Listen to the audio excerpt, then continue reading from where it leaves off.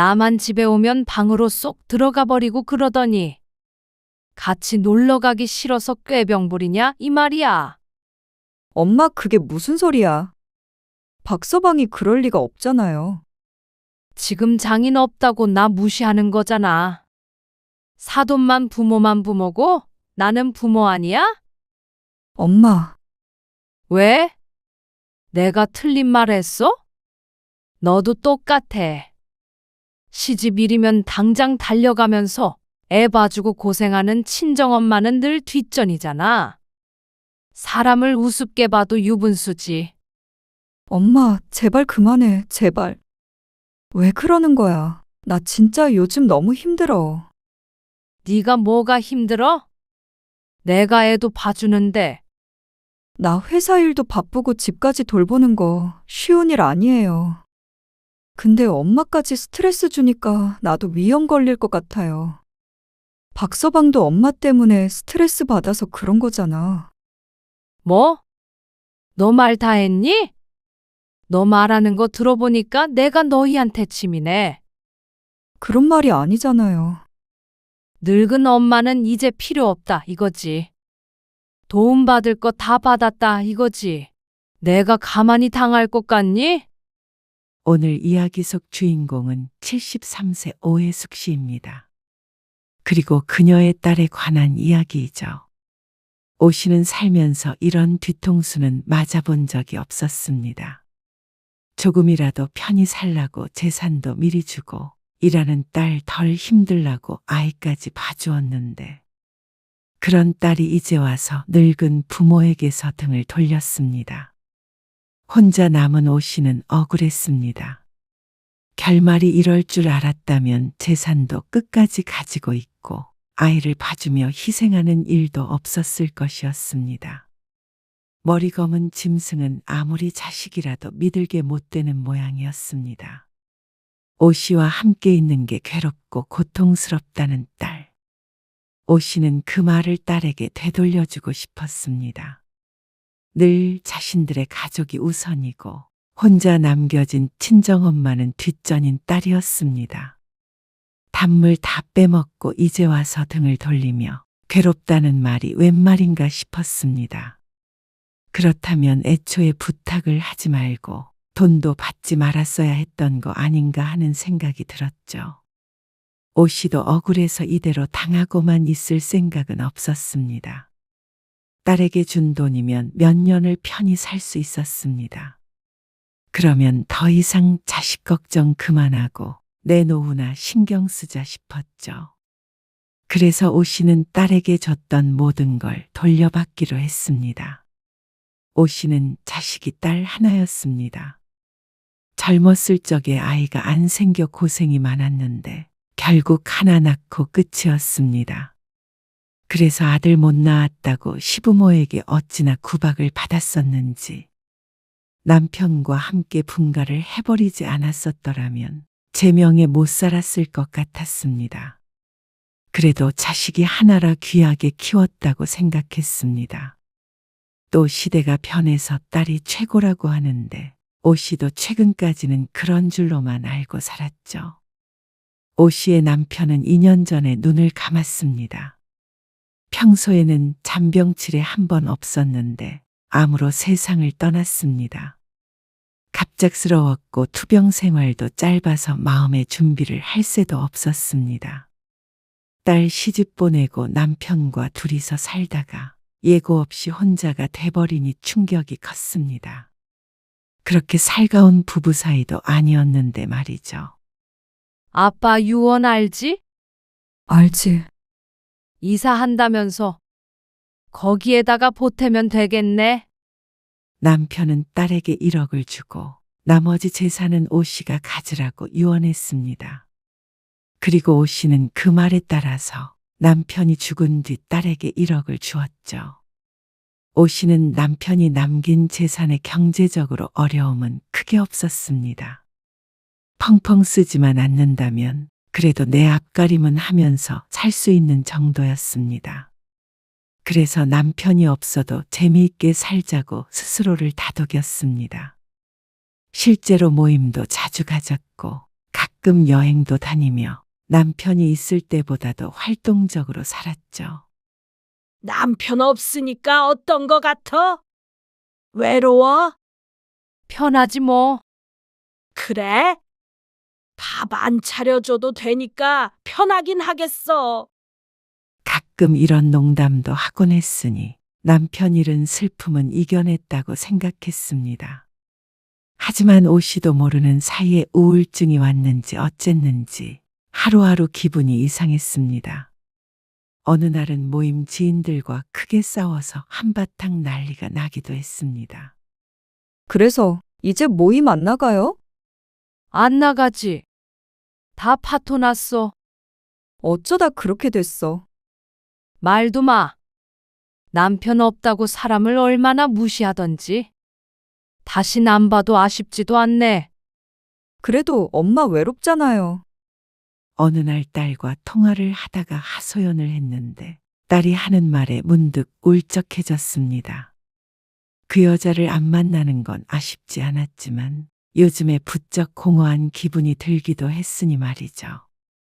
다른 거 하면서 시간 보내야지.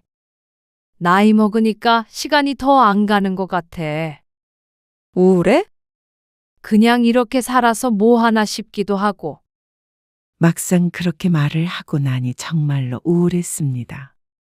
방금 전까지만 하더라도 모임 여자의 욕을 하며 열을 올렸었는데 말이죠. 주말에 한번 갈게요. 딸은 그런 오씨를 걱정했습니다. 남편이 떠나고 유독 딸과 통화를 많이 한 것 같았습니다. 오씨도 하루에 두세 번 딸에게 전화를 건 적도 있었습니다. 딸이 아니면 이 기분을 해소해 줄 사람이 세상에 없는 것만 같은 때도 있었습니다. 보영아, 뭐 하니? 엄마, 나 회사? 무슨 일 있어요? 그냥 목소리 들으려고 했지. 미안. 회의가 있어서 끊어야 하는데? 그럼 네가 좀 전화도 주고 하지. 꼭 너는 엄마가 전화하게 만들더라. 그저께 통화하지 않았나? 그저께 했으면 오늘은 하면 안 되는 거야? 나 회사라니까 내가 퇴근하면서 전화할게요. 겉봐. 점심시간에 하겠다는 소리는 죽어도 안 하지. 피로감 섞인 딸의 목소리에 오씨의 마음이 상했습니다. 어쩐지 자신을 귀찮아하는 것 같았으니 말이죠. 됐어. 엄마가 귀찮은 거지. 아빠 없으니까 이제 엄마도 필요 없어. 아니, 엄마 그게 아니라. 끊어? 그러다가 전화를 끊고 내가 딸에게 너무 심했나 싶었습니다. 회사라고 하는데 그렇게 말할 것까지 있었나 하는 마음에 메시지를 보내기도 했습니다. 엄마는 신경 쓰지 마. 이게 다 그놈의 우울증인지 뭔지 하는 것 때문인가 하는 생각이 들었습니다. 이랬다 저랬다 하는 걸 보니 말이죠. 그러던 어느 날이었습니다. 주말에 사위와 손주를 데리고 찾아온 딸이 말했습니다. 엄마, 혹시 일주일에 두세 번 와서 유빈이 좀 봐줄 수 있어요? 유빈이를? 6살짜리 손자를 봐달라는 말에 오씨는 의아했습니다. 아주 어릴 때도 봐달란 말 한 번 하지 않고 키워냈고 이제는 크게 손이 갈 일도 없는데 말이죠. 유빈이는 왜? 그냥 시터 고용하는 시간을 줄이고 그 시간에 엄마가 봐줬으면 해서요. 할 일은 크게 없고 그냥 간식만 한 번 챙겨주면 되는데 밥 먹이거나 씻기는 건 내가 퇴근해서 하면 되니까. 그래서 하루에 3, 4시간 정도만 봐달라는 말이었습니다. 엄마도 혼자 있는 것보다는 그게 낫지 않아요? 그냥 손자랑 놀아주러 온다고 생각하면 좋을 것 같은데. 딸은 혼자 있는 엄마가 걱정된다며 제안한 것이라고 했습니다. 용돈도 드릴 거고. 힘든 일도 없을 텐데. 그래도 엄마가 싫다면 안 해도 되고요. 그냥 적적할까봐 그래. 그래도 딸이라 그런지 부모를 챙긴다 싶었습니다. 오씨도 딸의 제안이 반가웠습니다. 모임도 하나는 없어졌고 또 하나는 둘이 아들, 딸과 합가하며 이사하는 바람에 흐지부지 된 참이었습니다. 하루하루가 무료했는데 잘 됐다고 생각했습니다. 마침 딸도 멀지 않은 거리로 이사를 와서 못할 것도 없었습니다. 내가 그러면 집안일도 도와주고 할게. 너 일하느라 힘들잖아. 아니야. 괜찮으니까 그냥 유빈이 놀 때 옆에 앉아서 쉬어. 그렇게 오 씨는 화요일, 목요일만 딸의 집으로 가기로 했습니다. 마음 같아서는 월요일부터 금요일까지 봐줄 만도 한데 더하면 힘들다는 딸의 뜻이었습니다. 오 씨는 새로운 삶의 의미를 찾은 기분이었습니다. 딸이 자신이 필요하다고 해줘서 고마운 마음이 들었죠. 그러고 한 달쯤 지난 어느 날 새벽 5시, 오 씨는 아침 일찍 일어나 부엌에 섰습니다. 오늘은 손지 유빈이가 유치원에서 소풍을 가는 날이었습니다. 손수 도시락을 싸주려고 반찬을 정성스럽게 준비했습니다. 딸이 어릴 때도 이렇게 도시락을 쌌던 기억이 별로 없는데 손자가 예쁘긴 한가 보다 스스로 생각했습니다. 먹기 좋게 작은 사이즈로 김밥을 말고 어제 마트에서 사온 소시지도 넣었습니다. 그러고 나서 유빈이가 집에서 출발하기 전에 딸 집에 도착했습니다. 엄마, 딸의 당황스러운 표정을 보니까 깜짝 이벤트가 성공했다는 생각에 오 씨는 웃었습니다. 오늘 유빈이 소풍 간다며? 그래서 도시락 싸왔지. 어? 내가 싸지 말라고 했잖아요. 왜? 도시락 없이 어떻게 소풍을 가니? 요즘에는 도시락 싸오란 소리 잘 안 해요. 보통 오전이나 오후에 다녀오고 점심은 유치원에서 먹어요. 그러면 이걸 어쩌니? 새벽 5시에 일어나서 싼 거야. 오 씨의 목소리가 안 좋아지자 딸은 골치 아픈 표정을 했습니다. 그 표정에 오 씨는 더욱 기분이 상했습니다. 도시락을 싸지 말란 소리는 들었지만 유치원에서 급식을 먹는다는 말은 없었습니다. 그런 줄 알았으면 안 싸왔을 텐데 혼자만 바보가 된 기분이었습니다. 이건 그럼 네가 버려. 괜한 헛수고를 했다는 생각에 오 씨의 목소리가 차가워졌습니다. 아니, 애써서 싼 걸 또 왜 버리라고 그래. 그러자 옆에 있던 사위가 조심스레 대화에 끼어들었습니다. 장모님, 그러면 이 도시락은 제가 회사에 가지고 가서 먹어도 될까요? 그 말에 오 씨가 사위를 돌아보았습니다. 셀쭉한 표정은 지었지만 그래도 아주 허탈하지는 않았습니다. 박서방이 먹을 거야? 네. 안 그래도 요즘에 회사 근처에 먹을 데가 없어서 유빈이 엄마한테 도시락 좀 싸달라고 뗐었는데 장모님이 져주시면 저야 너무 감사하죠. 그래? 과장된 말이라는 건 알았지만 기분이 썩 괜찮았습니다. 사위가 사근사근하게 웃으면서 두 손으로 도시락통을 받았습니다. 오 씨는 이왕에 온 거 손자가 하원할 때까지 딸의 집에서 쉬겠다고 했습니다. 소파에 누워서 텔레비전을 보다가 잠들었다가 깨길 반복했습니다. 점심은 딸의 집에 있는 음식을 대충 먹고 조금 있자 손자가 왔죠. 딸의 말처럼 오 씨가 할 일은 많지 않았습니다. 아이는 혼자서 잘 놀았고 때때로 다치지 않나 봐주기만 하면 됐습니다. 간식은 미리 딸이 준비해뒀으니 냉장고에서 꺼내주기만 하면 됐고 말이죠. 오 씨는 그래서 딸이 올 때까지 소파에 누워있을 수 있었습니다. 안 그래도 허리가 아팠는데 잘 됐다 싶었습니다. 아, 맞다. 유빈아. 할머니가 유빈이 주려고 이거 가져왔는데 오 씨가 가방 안에 들어있던 초콜릿 한 통을 꺼냈습니다. 그걸 통째로 손자에게 주자 무척 좋아했습니다. 많이 먹어. 다 먹어도 돼요? 그럼 먹고 싶은 만큼 먹어. 그런데 딸이 집에 와서 그 꼴을 보자 언성을 높였습니다. 엄마, 유빈이 간식 외에 다른 군것질거리 주지 말라고 했잖아요. 특히나 초콜릿이나 사탕 이런 거. 이 썩는다니까. 그 정도로 무슨 이가 썩어. 그리고 좀 썩으면 어때? 어차피 애들은 새로 나잖아. 지난번에 치과 갔는데 주의 받았다고요. 애들은 이것저것 먹으면서 크는 거야. 까다롭게 키우지 마라. 어? 까다로운 게 아니라 아, 진짜. 애를 맡겼으면 그냥 둬. 알아서 할 테니까. 자꾸 그렇게 참견하면 애를 어떻게 보니? 오 씨가 살짝 화를 내자 딸이 뭔가 말을 꺼내려고 하다가 한숨을 쉬고 말았습니다. 오 씨는 속으로 불만이 쌓였습니다. 손주를 위해 마트에서 직접 사온 것인데 자꾸만 이래라 저래라 하는 딸이 얄미웠습니다.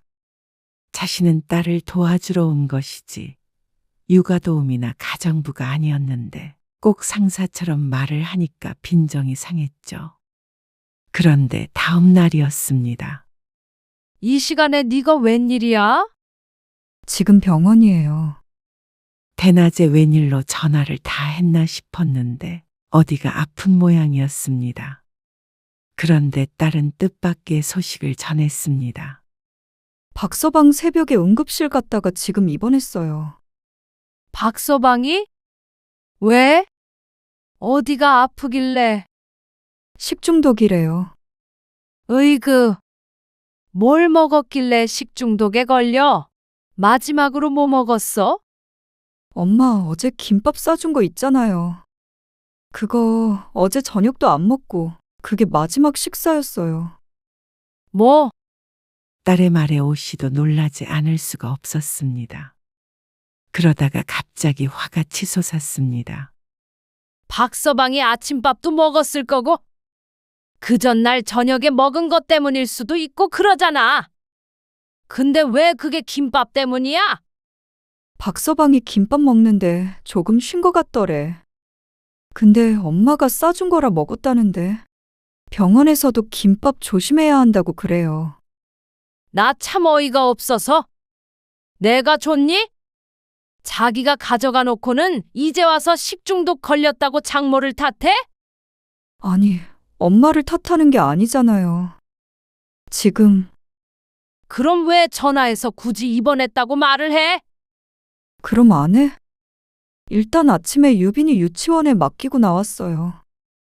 이따가 저녁에 나 좀 늦을 수도 있으니까 유빈이 1시간 정도만 더 봐줘요. 시끄러.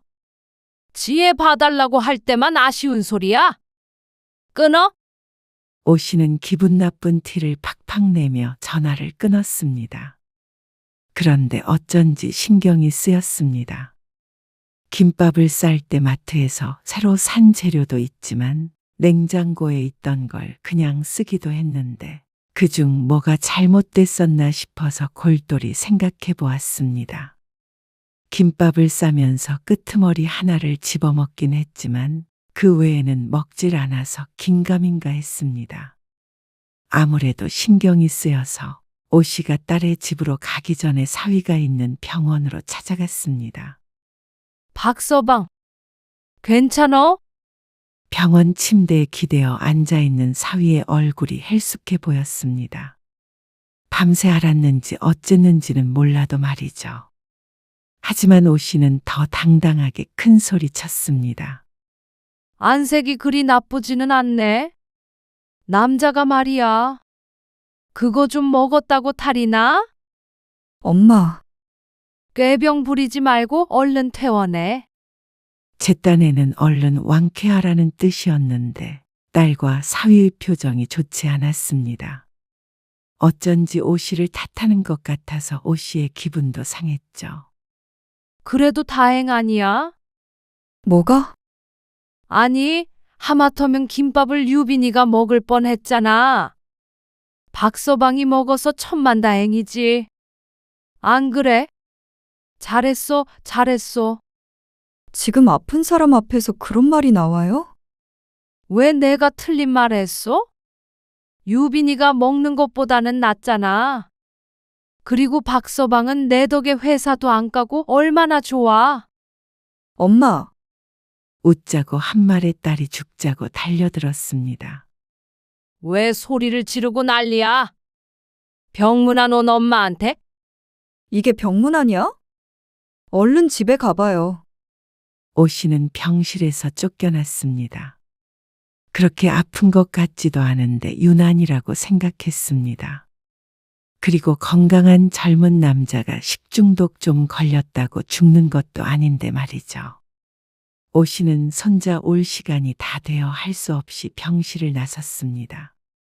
그렇게 딸의 집에서 아이를 보고 있는데 자꾸만 딸이 자신에게 언성을 높이던 것이 생각나서 문득문득 부하가 치밀어 올랐습니다. 그것도 사위 앞에서 꼭 그렇게 바락바락 대들어야 했었나 싶어 화가 났습니다. 어머, 이게 뭐야? 그때 손자 유빈이가 오 씨의 휴대폰을 가지고 놀다가 떨어뜨렸습니다. 그런데 하필이면 테이블 모서리에 맞고 휴대폰 화면 귀퉁이에 살짝 금이 가고 말았습니다. 박유빈, 너 할머니가 조심하라고 했어, 안 했어? 오 씨의 목소리가 날카로워졌습니다. 이게 얼마짜린데 그래? 너는 왜 이렇게 조심성이 없니? 누구 닮아서 그래? 안 그래도 좋지 않았던 기분이 바닥을 쳤습니다. 울먹거리는 손자는 아랑곳 없이 오 씨는 화를 냈습니다. 그리고 그때 현관문이 열렸고 피곤한 기색의 딸이 들어왔습니다. 그러자 울먹거리던 손자가 와락 울음을 터뜨렸습니다. 너 뭘 잘했다고 울어? 엄마, 왜 그래? 유빈이가 뭐 잘못했어요? 얘가 내 핸드폰 박살냈다. 울기는 왜 울어? 잘못했으면 사과를 해야지. 애가 왜 이렇게 버릇이 없어? 겁에 질린 유빈이 제 엄마 품으로 파고들었습니다. 엄마, 아무리 그래도 애한테 그렇게 소리를 질러요? 네가 그렇게 싸고 도니까 애가 버릇이 없잖아. 그러자 손자가 자그마한 소리로 잘못했어요 라고 말했습니다. 이거 어떻게 할 거야? 그런데도 오 씨의 목소리는 줄어들지 않았습니다. 엄마, 내가 수리해드릴게. 유빈이가 잘못했다잖아요. 수리비 드릴 테니까 진정 좀 해요. 왜 끼어드는 거야? 내가 훈육할 때는 끼어들지 말라니까. 내가 이거 못 고쳐서 그러니? 돈이 문제가 아니야. 엄마, 제발 그만 좀 해. 나도 피곤해 죽겠다. 애 아빠 병원 갔다가 회사 돌아가서 또 일하고 지쳐. 제발 그만 좀 해. 오 씨는 그로부터 한참 동안 딸을 가르쳤습니다. 애 교육 문제부터 낮에 병원에 있었던 일까지 끄집어내서 말이죠. 마지막에 딸이 잘못했다고 싹싹 빌 때까지 이어졌습니다. 내가 진짜 잘못했어. 엄마. 그러니까 화 풀고 이만 엄마도 집에 가보세요. 피곤하잖아. 그제서야 오 씨도 집에 갈 준비를 했습니다. 그날 이후로 딸은 오 씨의 눈치를 많이 봤습니다. 언제 터질지 모르는 시한폭탄을 보듯이 말이죠. 그런데 문제는 따로 있었습니다. 할머니, 무서워. 손자가 오 씨를 슬금슬금 피했습니다. 어쩔 때는 가만히 있다가도 깜짝깜짝 놀라서 펄쩍 뛸 때가 있었습니다. 너 할머니가 무서워? 이렇게 우리 유빈이 사랑하는데. 그러자 손자는 고개를 끄덕이지도 가로젓지도 못했습니다. 그게 며칠 동안이나 이어지는 바람에 오 씨도 서운했습니다. 휴대폰은 고쳤지만 어쩐지 손자와의 관계가 틀어진 것 같았습니다. 그리고 그 이유가 딸 때문이라고 생각했습니다. 괜히 끼어들어서 오 씨를 나쁜 사람처럼 만들었으니 말이죠. 그리고 사위가 퇴원을 했고 일상으로 돌아왔습니다. 그런데 오 씨는 시간이 가면 갈수록 뭔지 모를 위화감을 느꼈습니다. 딸 가족의 태도가 어쩐지 이상하게 느껴졌습니다. 특히나 사위가 심했죠. 어느 날 사위가 일찍 퇴근한 날이었습니다. 집에 있으면 쓰레기도 좀 버리고 하는 게 낫지 않나? 오늘 버리는 날 아니야. 그러면 뭐라도 하지. 일찍 퇴근해서 저렇게 퍼져 있어? 엄마, 이제 막 퇴근해서 쉬는 사람한테 왜 그래? 밥도 왜 네가 해? 박서방은 손이 없어 발이 없어? 박서방도 요리 자주 해. 괜히 그러지 마. 괜히 그러긴. 이 맹추야. 너는 1억 받아갔으니까 남편한테 1억만큼의 대접은 받고 살아야 하는 거야. 내가 괜히 먼저 그 돈을 준 줄 알아? 안 그래, 박서방? 오 씨가 식탁 의자에 앉아 고개를 쭉 빼고 거실 소파에 있는 사위에게 말했습니다. 아, 예. 그러자 불편한 듯한 대답이 돌아왔습니다. 엄마, 이제 가보셔야죠. 저녁 먹고 갈 거야. 딸이 한숨을 쉬었습니다. 왜 한숨을 쉬어? 아니에요. 너 그러지 말고 시터인지 시트인지 잘라버려. 왜요? 내가 월요일부터 금요일에 오면 좋잖아. 안 그래? 아니야. 괜찮아요. 그 말에 오 씨는 입을 삐죽거렸습니다. 괜히 딸이 자신에게 선을 긋는 것 같았습니다. 딸이 사위가 앉은 쪽을 힐끔 바라보았습니다. 남편 눈치를 보고 사나 싶어서 오 씨의 눈이 세모꼴이 되었습니다. 하지만 오 씨도 사위가 딸에게 평소에 잘했던 건 알고 있기에 별다른 말을 보태진 않았습니다. 그랬다가는 또 딸과 말다툼을 하게 될 것 같았죠. 그 이후로도 사위는 점점 말이 없어졌습니다. 근데 유빈이도 할머니를 별로 안 좋아하는 것 같고, 박서방도 나만 오면 방에 쏙 들어가 버리는 게 이상해. 너희끼리 짜고 나 따돌리니? 따돌리긴 누가 따돌려요. 아니야. 너도 그래. 지난번에 네 물건 치워버렸다고 지랄을 하고 말이야. 지랄이라니. 말 좀 가려해요. 애 있는데. 지랄을 지랄이라고 하지 뭐라고 해? 엄마, 주말인데 약속 없어? 오늘은 오 씨가 오기로 되어 있던 날이 아니었습니다. 집에 혼자 있기 심심해서 무작정 딸의 집으로 온 것이었습니다. 사위는 오 씨가 오자마자 약속이 있다며 나가버려서 집에는 오 씨와 딸 그리고 손자 셋이었습니다.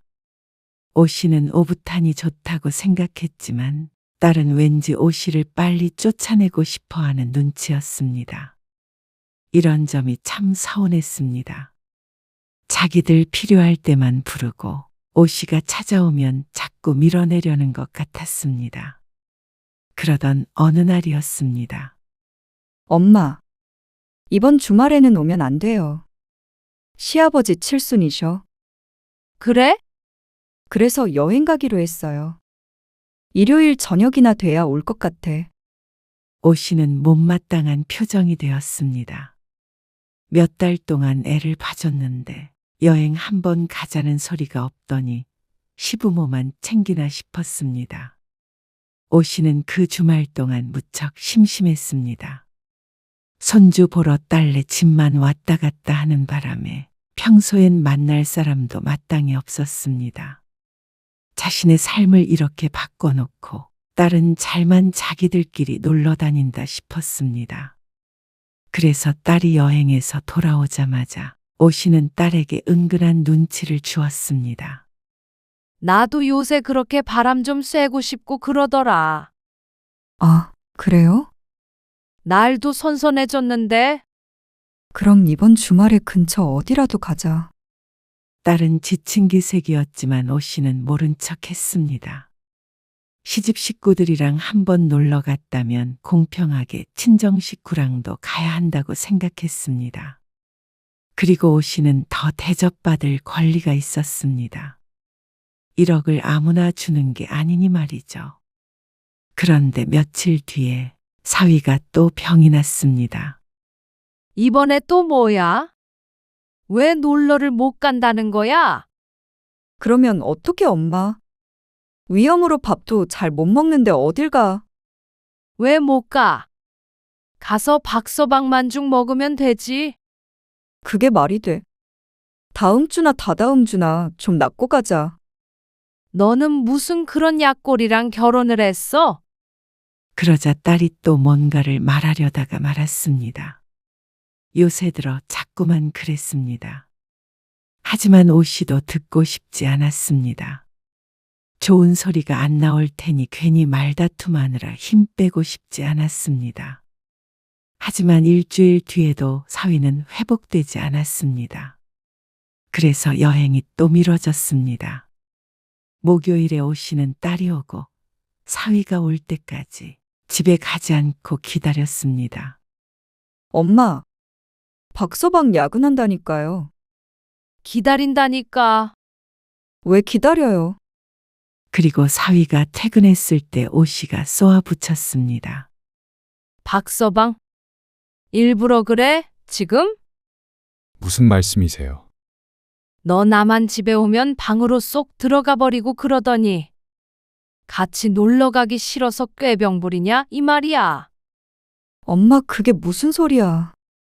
박서방 아파서 살 빠진 거 안 보여요? 알게 뭐야. 지금 장인 없다고 나 무시하는 거잖아. 자기네 부모만 부모고 나는 부모 아니야? 엄마! 딸이 소리쳤습니다. 오씨는 멈췄다가 더 큰 소리로 말했습니다. 왜? 내가 틀린 말 했어? 너도 똑같아. 시집일이면 당장 달려가면서 애 봐주고 고생하는 친정엄마는 늘 뒷전이잖아. 사람을 우습게 봐도 유분수지? 그러자 사위가 창백한 얼굴로 일어섰습니다. 장모님, 그런 게 아니고요. 다음 주에는 꼭 갈게요. 지금 누구 적선하니? 엄마! 제발 그만해. 제발. 제발. 딸이 절규했습니다. 눈에는 눈물이 고여 있었고 사위는 고개를 떨구고 있었습니다. 왜 그러는 거야? 나 진짜 요즘 너무 힘들어요. 네가 뭐가 힘들어? 내가 애도 봐주는데? 엄마가 숨을 못 쉬게 하잖아요. 일주일에 2번이 아니고 4~5번은 오는 것 같고, 사사건건 시비 걸듯이 말하고, 사위는 볼 때마다 잡고, 유빈이한테 자꾸만 겁주고, 나 회사 일도 바쁘고 집까지 돌보는 거 쉬운 일 아니에요. 근데 엄마까지 스트레스 주니까 나도 위험 걸릴 것 같아요. 박서방도 엄마 때문에 스트레스 받아서 그런 거잖아. 뭐? 너 말 다 했니? 퇴근해서도 장모가 쫓아다니면서 잔소리하고 무안 주는데 집에서 맘껏 쉬지도 못해. 그러니까 그냥 그만 좀 하면 안 돼요? 딸의 말에 오씨는 얼어붙었습니다. 너 말하는 거 들어보니까 내가 너희한테 짐이네. 그런 말이 아니잖아요. 늙은 엄마는 이제 필요 없다 이거지. 도움 받을 거 다 받았다 이거지. 그런 게 아니라 오씨는 딸의 말을 더 이상 듣지 않고 집을 나와버렸습니다. 집에 돌아가는 버스 안에서도 열불이 나서 가슴을 퍽퍽 쳤습니다. 화병이 날 것만 같았죠. 그리고 다음 날 아침 일찍 딸에게서 전화가 왔습니다. 신호음이 길게 이어진 후에야 오씨는 차가운 목소리로 대답했습니다. 뭐야? 엄마, 어제는 정말 죄송해요. 내가 말이 너무 심했던 것 같아. 미안할 것 없어. 네 말이 다 맞지 뭐? 오씨의 냉랭한 어조에 딸은 잠시 말이 없었습니다. 엄마, 내가 생각을 해봤는데 우리 잠시만 거리를 두면 어떨까요? 서로 감정이 격해지기도 했고 너무 붙어 지내니까 오히려 더 서운한 일들이 많이 생기는 것 같아. 그게 무슨 말이야? 괜한 일로 싸우게 되니까 지금 집에 오지 말라는 거야? 당분간 그렇게 하자고요. 내가 엄마 집으로 갈게. 주말이나 시간 될 때. 네가 잘도 오겠다. 그래. 너 편한 대로 해라. 네 엄마가 거치적거리기밖에 더 하겠니? 엄마, 그런 뜻이. 끊어. 전화가 일방적으로 끊겼습니다. 오 씨는 휴대폰을 내려놓고 씩씩거렸습니다. 거리를 두자는 말이 꼭 연을 끊자는 말처럼 들렸습니다. 하도 열이 받아서 며칠 뒤에 딸에게 전화를 걸었습니다. 엄마, 식사하셨어요. 너는 엄마가 그렇게 미우니? 내가 뭘 그렇게 잘못했는지 말이라도 해봐. 너는 이제 네 남편만 가족이고 나는 남이니? 속사포처럼 내뱉는 말에 딸이 할 말을 잃은 듯 조용했습니다. 네 아버지가 이 꼴을 보면 잘도 1억을 물려주라고 하셨겠다. 엄마, 그냥 우리 일상적인 대화를 남들처럼 나눌 수는 없을까? 네가 엄마를 이렇게 무시하는데 그게 돼. 너도 아빠 없다고 엄마 무시해? 도대체 누가 무시를 했다는 거예요? 내가 이 꼴을 보려고 유빈이 봐준 줄 알아? 이 꼴을 보려고 재산 미리 준 줄 알아? 그거 엄마가 나 준 거 아니고 아빠 유산이잖아요. 뭐야? 딸은 한숨을 쉬었습니다. 그리고 더 이상의 대화는 없었습니다. 침묵만이 흘렀습니다. 딸의 입에서 또다시 미안하단 소리가 나오길 기다렸지만 한참을 기다려도 아무 소리도 들리지 않았습니다. 할 말 없으면 끊어? 오 씨는 또다시 딸의 대답을 듣지 않고 끊었습니다. 그리고 며칠 동안 딸에게선 연락이 없었습니다. 그게 너무나도 괘씸했습니다. 세상 사람들이 알면 놀랄 만한 이야기였습니다.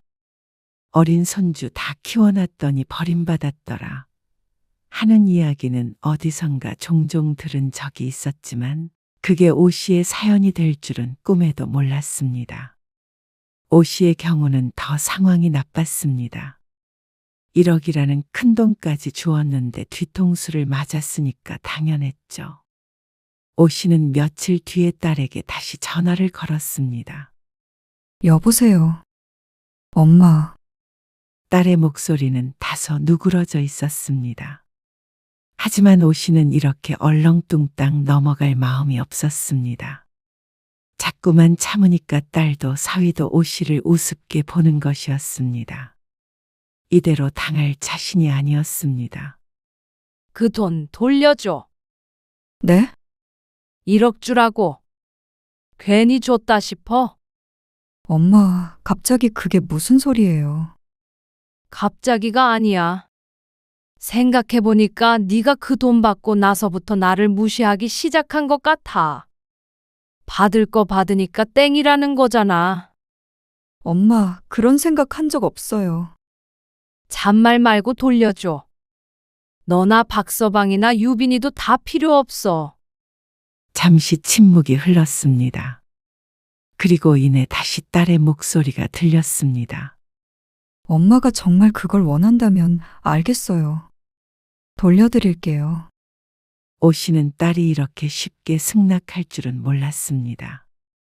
이 상황에서도 끝까지 굽히지 않고 뻣뻣하게 구는 딸에게 더 화가 났습니다.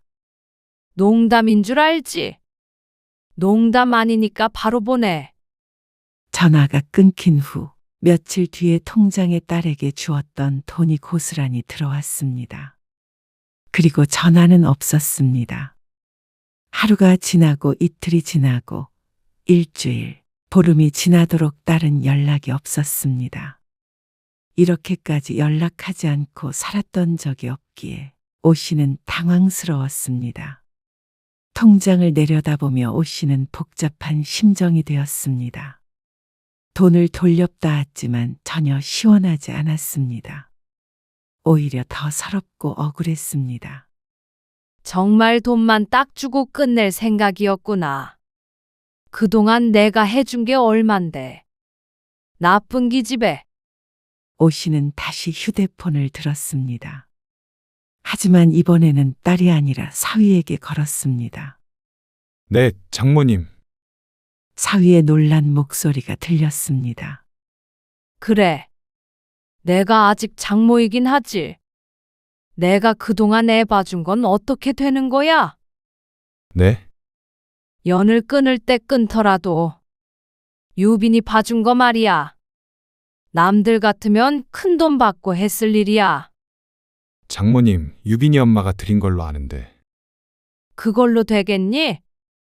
내가 해다 준 반찬도 있고 주말에도 가서 봐줬는데 그러자 사위도 말이 없었습니다.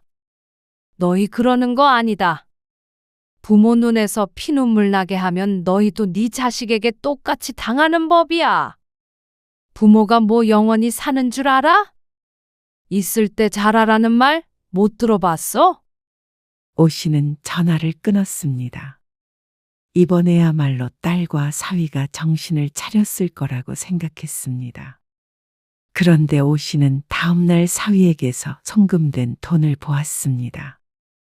딸이 돈을 보냈던 것보다도 충격이 컸습니다. 마치 이게 우리 사이에 남은 마지막 정산처럼 느껴졌습니다. 그렇게 일주일이 지났습니다. 답답한 마음에 딸에게 메시지도 보내보았지만 답장이 없었습니다. 딸이 자신의 번호를 차단했다는 것을 깨닫는 데는 오랜 시간이 걸리지 않았습니다. 이런 배은망덕한 것들을 봤나? 오 씨는 믿을 수가 없었습니다. 배신감이 들었습니다. 그래서 며칠 후 오 씨는 딸의 집을 직접 찾아갔습니다. 딸네 가족이 모두 집에 있을 시간인 듯 했는데 인기척은 없었습니다. 그래서 있든 없든 일단 들어가 있을 생각에 비밀번호를 쳤습니다. 하지만 삐빅하는 기계음이 흘러나왔습니다. 비밀번호를 다시 눌러봤지만 똑같았습니다. 현관문 비밀번호가 바뀌어 있었습니다. 오 씨는 망연자실했습니다. 하지만 이대로 포기할 수는 없었습니다. 미우나 고우나 딸은 하나밖에 없는 자식이었습니다. 딸이 없다면 오 씨는 이제 정말로 혼자였습니다. 그래서 문 앞에서 기다리기로 마음먹었습니다. 부쩍 추워진 날씨에 몸이 부르르 떨렸습니다. 그렇게 1시간이 지났고 2시간이 막 지나려는 순간에 엘리베이터가 열리고 딸네 가족이 나타났습니다. 여긴 웬일이세요? 너 비밀번호 바꿨니? 전화는 왜 안 받아? 좋게 말로 해보려고 마음먹고 왔지만 입을 열자 자신도 모르게 날카로운 목소리가 튀어나왔습니다. 다 돌려드렸잖아요. 뭐? 다 돌려드렸으니까 이제 끝이잖아요. 뭐 더 받을 거 있으세요? 차가운 딸의 목소리에 오 씨의 눈동자가 사정없이 흔들렸습니다. 너는 잘못했으면 그냥 잘못했다고 하면 될 것을 가지고 엄마는 우리한테 하나도 미안한 게 없어요? 뭐야? 내가 왜 미안해? 오늘 가족끼리 조용히 있고 싶으니까 이만 돌아가 주세요. 딸이 오 씨를 등지고 비밀번호를 눌렀습니다. 문 쪽으로 바짝 붙은 것을 보니 오 씨가 비밀번호를 보지 못하게 하려는 것 같았습니다. 오 씨는 심장에 누군가가 못질이라도 하고 있는 것 같았습니다. 서럽고 억울했습니다. 네가 먼저 애 봐달라고 했고 네가 먼저 가까이로 이사 왔잖아. 근데 이제 와서 거리를 두자느니 그런 소리를 하니까 내가 그리고 아빠 죽고 우울증 걸려서 그런 거를 딸이 이해 못 해줘? 아니요, 엄마는 원래 그랬어요. 그리고 그건 다 엄마를 위한 거였어요. 혼자 남은 엄마 걱정돼서. 근데 괜한 걱정이었던 것 같아요. 내 코가 석잔데. 엄마도 그 돈 가지고 재미나게 사세요. 딸 위해서 희생한다고 생각 마시고. 딸이 차갑게 돌아섰고 사위와 손자도 집으로 들어가 버렸습니다. 쾅 닫히는 문을 오 씨는 멍하니 바라보고 있었습니다. 아직도 얼떨떨했습니다. 다정했던 딸은 더 이상 없었습니다. 살가웠던 사위도 없었습니다. 그리고 밝게 웃는 손자도 더 이상 없었죠. 이제는 아무리 기다려도 딸은 나오지 않았습니다. 오 씨는 힘없이 돌아섰습니다. 집까지 어떻게 돌아왔는지도 기억이 희미했습니다. 집에 도착한 오 씨는 휴대폰을 확인했습니다. 부재 중 전화가 한 통 있었습니다. 급하게 확인했지만 보험회사였습니다. 실망감이 밀려왔습니다. 오 씨는 힘없이 누워있다가 벌떡 몸을 일으켰습니다. 그러고는 사위에게 문자 메시지를 더듬더듬 써내려갔습니다. 우울증이 있어서 감정의 기복이 심해서 내가 과했다. 하지만 나쁜 뜻이 있었던 건 아니고 박서방을 괴롭힐 의도는 없었다. 그리고 돈은 꼭 돌려주고 싶다. 앞으로 유빈이랑도 그렇고 박서방이랑도 잘 지내고 싶다. 그런 내용이었습니다. 오타도 낮고 맞춤법도 엉망이었지만 진심을 다해서 한자 한자 써내려갔습니다. 30분이 지났는지 1시간이 지났는지 뻑뻑한 눈을 들었습니다. 그리고 전송을 했죠. 그런데 한참을 기다려도 답장이 오지 않았습니다. 확인을 하고도 남았을 시간인데 사위는 전화도 메시지도 없었습니다. 오 씨는 휴대폰을 떨어뜨렸습니다. 손에 힘이 빠져서 들고 있을 수가 없었습니다. 모든 것을 다 가졌다고 생각했는데 모든 걸 다 잃은 기분이었습니다. 재산도 자존심도 지켰지만 정작 가장 소중한 것을 잃어버린 듯 했습니다. 하지만 한편으로는 억울하기도 하고 답답하기도 했습니다. 결과가 어찌됐건 간에 오 씨는 한 번도 딸을 위하지 않았던 적이 없었던 것 같았으니 말이죠. 딸이 오 씨에겐 자식이자 친구이자 남편과 같은 존재였습니다. 혼자 된 외로움의 자식에게 조금 기댔던 것뿐인데 괴로워하는 딸이 야속했습니다. 하지만 딸을 향한 그리움이 더 컸죠.